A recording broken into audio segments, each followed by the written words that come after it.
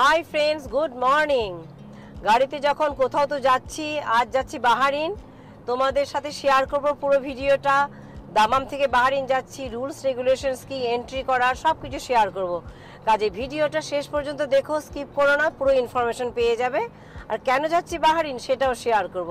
তো চলো ভিডিওটা আজ এখান থেকেই শুরু করছি।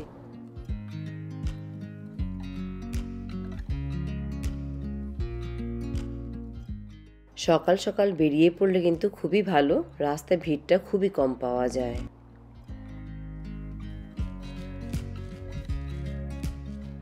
তাই আগে থেকে প্ল্যান করলে সকালেই বেরিয়ে যাও, তবে ভিড়টা খুব একটা পাবে না।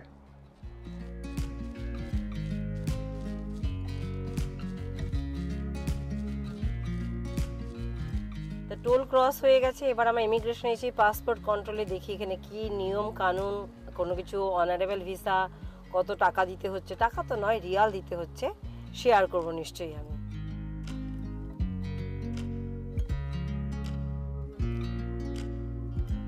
আমাদের রাস্তানুরা থেকে এই বাহারিনের সিকিউরিটি গেট পর্যন্ত আসতে প্রায় 1 ঘন্টা লেগে গেছে। আর ভেতরে এসে সিকিউরিটির এখানে প্রায় অলমোস্ট হাফ অ্যান আওয়ার লেগে গেছে। 3টে গেট রয়েছে টোলের পরেও। পাসপোর্ট চেকিং, তারপরে গাড়ির ইন্স্যুরেন্স। 3 দিনের জন্য আমরা ইন্স্যুরেন্স নিয়েছি, তো 26 রিয়াল লেগেছে। তো এখানে half an hour extra margin রেখে দিও, কারণ লাগবেই এখানে সেই টাইমটা। তারপরে এখান থেকে বাহারিন পৌঁছতে আবার হাফ অ্যান আওয়ার 40 মিনিটসের মতো লাগছে টোটাল। তবে ডেফিনেটলি পৌঁছে গিয়ে জানাবো টোটাল আমাদের কতক্ষণ লাগলো রাস্তানোড়া থেকে আর চেক ইন পোস্টের গেট থেকে। আরেকটা প্লাস পয়েন্ট, কোনো ভিসা লাগেনি, অন অ্যারাইভেলেই হয়ে গেছে, কারণ ব্রিটিশ পাসপোর্টের জন্য। তো আমি বলতে পারবো না ইন্ডিয়ান পাসপোর্ট হলে হয়তো লাগবে, ভিসার ব্যাপারটা থাকবে, সেটা আমি ঠিক বলতে পারবো না, করিনি বলে। তো ভাবলাম এই ইনফরমেশন তোমাদের সাথে আমি শেয়ার করে দিই।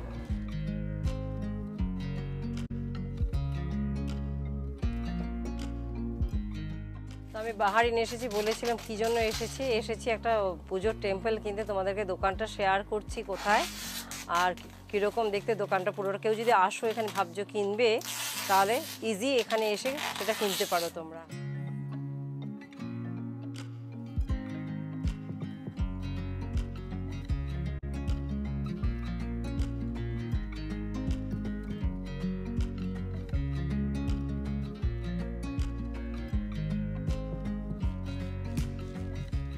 সমস্ত রকম পুজোর জিনিস এখানে পাওয়া যায়, আর খুবই রিজনেবল প্রাইসেই পাওয়া গেছে। তো খুব একটা অসুবিধা হয়নি খুঁজে বার করতেও। টেম্পলের সামনেই রয়েছে, সমস্ত পুজোর সামগ্রীও পাওয়া যাচ্ছে এখানে। পুজোর সামগ্রীর সাথে সাথে এখানে কিন্তু কারি পাতা আর তুলসী গাছও কিনতে পাওয়া যাচ্ছে। এই দোকানগুলোর পাশ দিয়ে কিন্তু ছোট্ট একটি দরজা মন্দিরে প্রবেশ করবার।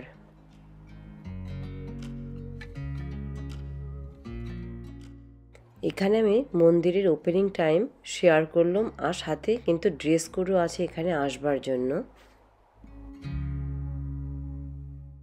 মন্দির বন্ধ বলে মন্দির কিন্তু একদম খালি এখন।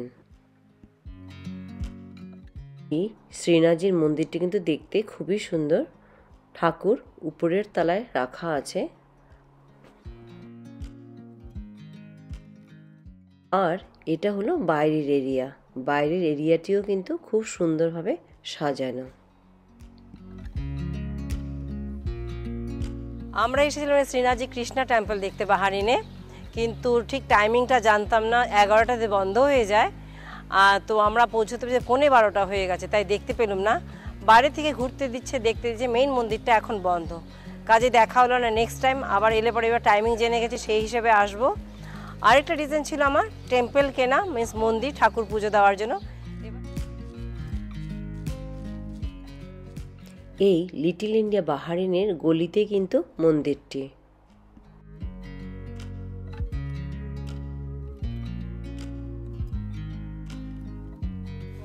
তা লাঞ্চের সময় হয়ে গেছে, পেট পুজো তো করতেই হবে। আর রাস্তায় পেয়ে গেলাম সঙ্গীতা, খুঁজতে গিয়ে ভালোই হলো।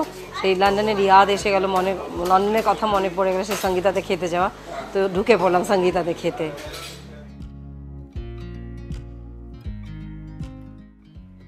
এই হলো আমার বাহারিন থেকে কেনা শপিং, এই পূজার মন্দিরটি।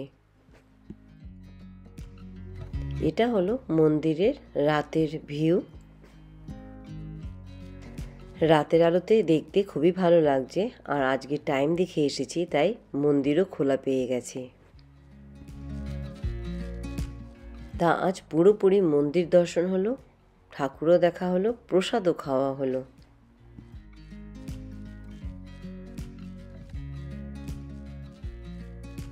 তা আমরা এখানে এসেছিলাম, আজকে শাশুড়ি মাকে নিয়ে এসেছি এই শ্রীনাথ মন্দিরে বাহারিনে, কিন্তু এটা আমার ফার্স্ট ট্রিপ না, এটা আমার সেকেন্ড ট্রিপ। এখানে প্রথমবার এসে টেম্পল খোলা ছিল না, তখন ওপেনিং টাইমটা শেষ হয়ে গেছিল, তাই দেখতে পারিনি। তো দুটো ভিডিও মিলে আমি তোমাদের সাথে শেয়ার করছি, ফার্স্ট ভিডিও আর সেকেন্ড ভিডিওটা মিলে। তো আর মন্দির টেম্পল দেখা হয়ে গেল, এবার আমরা বেরোবো এখান থেকে। আর পুরো সব ইনফরমেশন জানতে চাইলে শেষ অবধি দেখো তোমরা। তা আমরা সেদিন বাহারিন ঘুরে এসেছি, অনেক রাত হয়ে গেছে ফিরে আসতে আসতে। কিছু ইনফরমেশন শেয়ার করার ছিল, তার জন্য ভিডিওটা শেষ করতে পারিনি। আজকে এখন ভিডিওটা শেষ করছি। পয়েন্টসগুলো ছিল, তুমি বলেছিলে এক্সট্রিম এন্ডিংয়ে, রাজিকে জিজ্ঞাসা করছি কারণ ও চালিয়েছে গাড়ি, ওর কোশ্চেনগুলো ওর থেকে এসেছিল। এক্সট্রিম এন্ডে 16 to 18 কেন যেতে বলেছিলে? ওইখানে নাম্বার অফ বেজ আছে পাসপোর্ট কন্ট্রোলের জন্য কাস্টম, বাকিগুলোতে 1 লেন 1 কাউন্টার। ওইখানে ওই 17 and 18 লাস্ট ওয়ানে you have a number of counters. এটা বলা হচ্ছে যখন নাকি বাহারিনে, আমরা সৌদি থেকে বাহারিনে এন্টার করছি, ওই কাস্টমসের জায়গার কথা বলেছে এক্সট্রিম এন্ডে থাকতে 16 to 18 এর মধ্যে। অ্যাবাউট টোল চার্জ যেতে আসতে দুদিকে 25 বিডি করে লেগেছে নাকি? একদিকে সৌদি রিয়াল, একদিকে বিডি? না, দুটোতেই 25 রিয়াল লেগেছে। 1 বিডি ইজ ইকুয়াল টু 10 রিয়াল। ওকে, দুদিকেই 25 রিয়াল লেগেছে, যেতে আসতে দুদিকেই টোল দিতে হচ্ছে।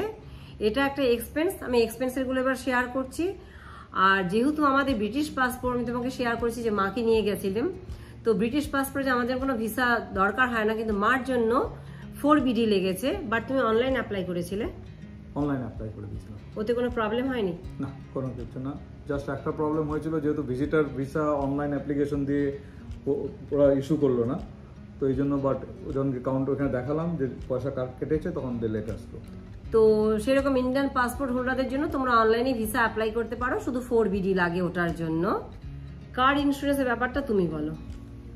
যখন দেখো এখানে যখন অন্য দেশের গাড়ি নিয়ে বাহারিনে এন্টার করবে, তখন তোমার একটা বাহারিনের থার্ড পার্টি একটা ইন্স্যুরেন্স নিতে লাগে। থ্যাঙ্কস টু প্রকৃতি যে আমাকে বলে দিয়েছে না অনলাইন ইন্স্যুরেন্সটা নিয়ে নাও। সো অনলাইন ইন্স্যুরেন্সে নিয়েছে almost like 27 or 25 riyal, but it saves you lot of times. তো এখানে লাইনে দাঁড়াতে লাগে না, এটা খুব ভালো বলেছিল আমাদের প্রকৃতি। তো কার ইন্স্যুরেন্স তো খুব দরকার, তো সেটা রাজীব বলে দিল। আর একটা অ্যাপ থেকে করেছিলে না? হ্যাঁ, ওইটা অ্যাপটা যেটা দিয়েছিল, অ্যাপটা আমি শেয়ার করে দিচ্ছি।